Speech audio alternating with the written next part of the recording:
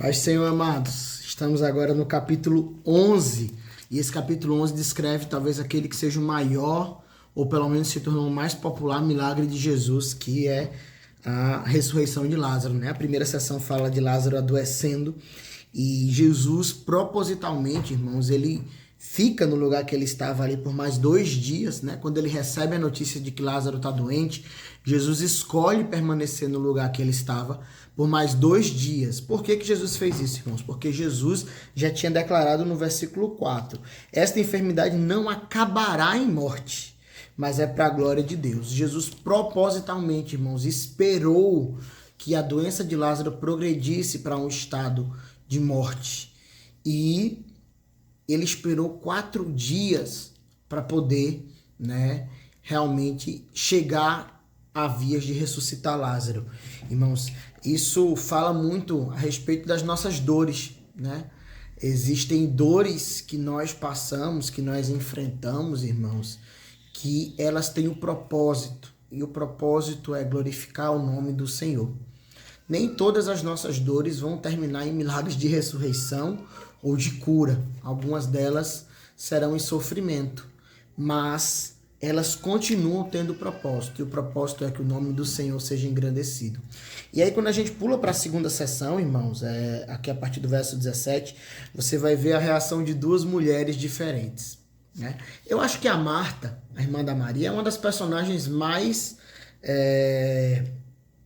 mal interpretadas da Bíblia, sabe, irmãos? Eu acho que ela é um pouco injustiçada. Porque nesse texto, irmãos, vocês vão ver que Marta dá um testemunho de fé muito grande. Mas Marta é aquela pessoa que conhece Jesus, que dá o testemunho de fé de Jesus, mas que na hora do vamos ver, irmãos, parece que falta alguma coisa, sabe? Não é que não lhe falta conhecimento. Talvez o que lhe falta realmente é uma fé mais firme e inabalável, enquanto que Maria, irmãos, continua tendo a mesma atitude que moveu o coração de Jesus desde a primeira vez, uma atitude de uma adoradora, sabe? Você vai ver aqui no verso 20 que quando Marta ouve que Jesus estava vindo ao encontro, Marta sai ao encontro dele, Marta nem espera Jesus chegar, Marta vai para a porta da vila para poder encontrar Jesus, vai para o caminho de Betânia, e ele se encontra com Jesus no caminho de Betânia. E quando chega lá, Marta fala: Senhor, se tu estivesses aqui, meu irmão não teria morrido. E ela ainda diz assim, ó, ainda agora, porém, eu sei que tudo que pedires a Deus, ele lhe concederá. Irmãos, Marta está considerando aqui que Jesus pode ressuscitar o irmão, sabe? E Jesus fala, teu irmão vai ressuscitar. E aí eles começam Marta fala, eu sei que ele vai ressuscitar no final dos dias. E Jesus diz, não, eu sou a ressurreição e a vida. Quem crê em mim, ainda que esteja morto, viverá. E todo aquele que vive e crê em mim nunca morrerá. Irmãos, isso aqui é muito forte. Jesus está dizendo que todo aquele que crê nele, meus irmãos, ainda que esteja morto fisicamente, o espírito não morreu. Será que você está entendendo isso? Será que você consegue pegar isso aqui, irmãos? E aí, meus irmãos, o verso 27 e 28, você vai ver Jesus, Marta dando testemunho. Sim, eu creio que o Senhor é o Cristo, é o Filho. Marta, irmãos, Marta cria, Marta tinha conhecimento. Marta, ela dá declarações de fé, irmãos. Mas lá na frente, você vai ver que Marta tem uma atitude de desconfiança. E aí, quando o pessoal fala para Maria, irmãos, que Maria ouve que Jesus chegou, aí Maria sai ao encontro, vai aquela multidão do lado achando que Maria ia desabar, ia dar um escândalo no túmulo de Lázaro. E quando Maria chega aos pés de Jesus, irmãos, Maria chega até Jesus, Maria mais uma vez se lança aos pés de Jesus.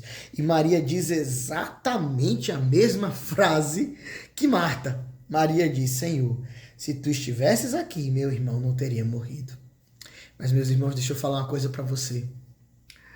Uma coisa é a gente dizer para o Senhor, pedir algo ao Senhor, de mãos levantadas, erguidas, tentando olhar nos olhos. Outra coisa é quando a gente se lança aos pés. Será que você está pegando essa imagem?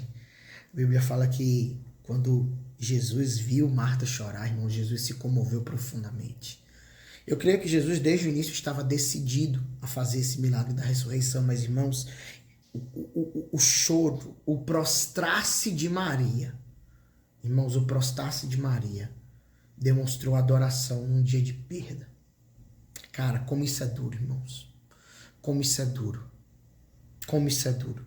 E ela, no dia da perda do irmão ali, se prostrou ao Senhor e disse a mesma frase, mas Jesus agora se comoveu.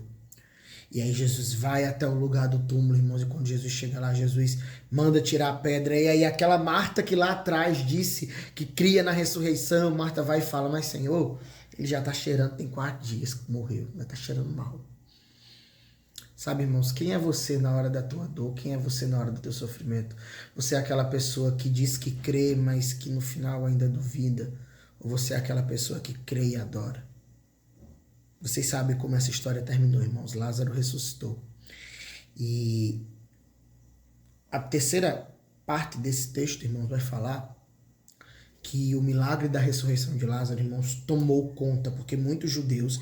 Lázaro aparentemente era uma pessoa muito bem influente. Muitas pessoas saíram de Jerusalém para ir visitar Maria e Marta em Betânia por conta da morte de Lázaro. Irmãos, então essas pessoas estavam lá para um velório, estavam lá para consolar, e de repente, quando elas chegaram lá, o morto ressuscitou, irmãos. Isso voltou para Jerusalém com eles. E o testemunho começou a alcançar, irmãos. Lázaro se tornou um testemunho vivo. Irmãos, quando isso chegou aos saduceus, aos fariseus, eles bateram o martelo e decidiram, nós vamos matar Jesus. E aqui, irmãos, está tudo feito. Versículo 57 do capítulo 11. Ora, os principais sacerdotes e fariseus tinham dado ordem para que, se alguém descobrisse onde ele estava, o denunciasse para o prenderem. A morte de Jesus estava determinada pelo milagre, pelo maior milagre que ele realizou. E é interessante, irmãos, porque o sumo sacerdote Caifás, ele faz uma declaração, e essa declaração ela é profética, que no versículo 50 ele faz bem assim, ó: não percebeis que convém que um só homem morra pelo povo e que não pereça toda a nação. Eles falavam porque cada vez mais Jesus estava ganhando seguidores, cada vez mais o ministério de Jesus estava crescendo, e eles tinham medo de que Jesus se tornasse tão popular que começasse a incomodar os romanos.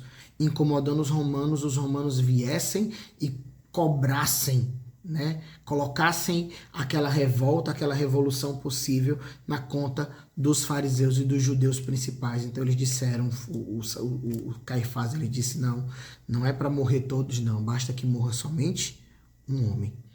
E isso selou, irmãos, no coração. Nesse dia, meus irmãos, sela-se no coração das principais autoridades dos judeus, irmãos, o desejo de matar, de prender e matar Jesus.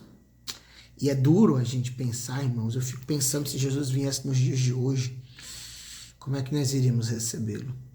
Será que a pregação de Jesus seria tão desafiadora, seria tão revolucionária nos nossos dias como foi naqueles dias, irmãos? Às vezes, em nome da convenção, em nome da religiosidade, irmãos, a gente mata pessoas, né? A gente sacrifica homens e mulheres, deixa-os no meio do caminho. Tem um texto que fala, tem um certo pregador uma vez disse que um filósofo, um grande pensador, declarou uma certa feita que a igreja é o único exército que abandona para trás os seus soldados feridos, né? E é duro a gente parar e pensar, irmãos, que Jesus ele foi condenado e foi morto por aqueles que teoricamente eram os maiores estudiosos e que estavam mais prontos para a sua vinda.